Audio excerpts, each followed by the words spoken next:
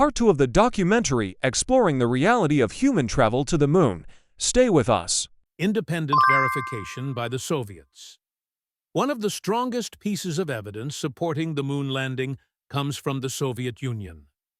At the height of the Cold War, the Soviet Union tracked the Apollo missions, and yet they never once challenged the United States' claim of a successful landing.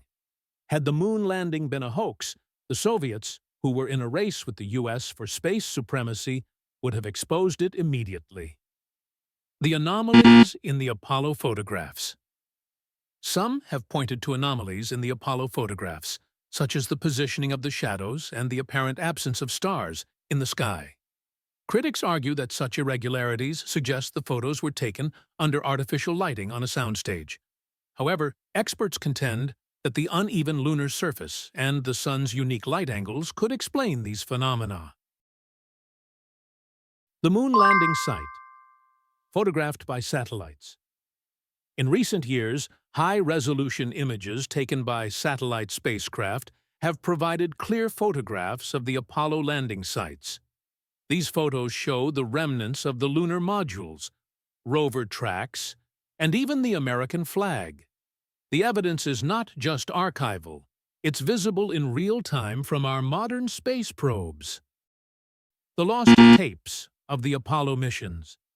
In 2006, NASA revealed that the original SSTV, slow scan television, videotapes of the Apollo 11 moon landing were erased and reused.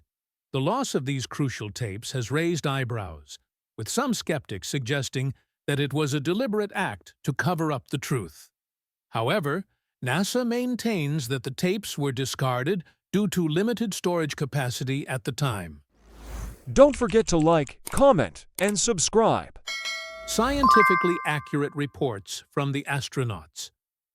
The Apollo astronauts, especially Armstrong and Aldrin, described detailed observations during their live transmissions and post-mission reports.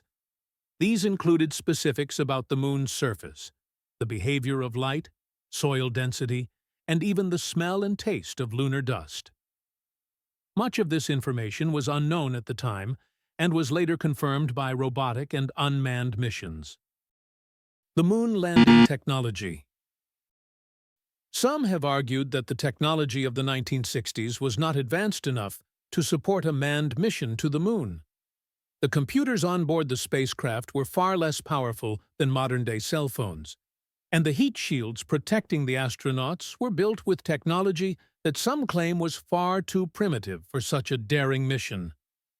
But the innovations of the Apollo program proved that ingenuity can overcome seemingly insurmountable technological challenges.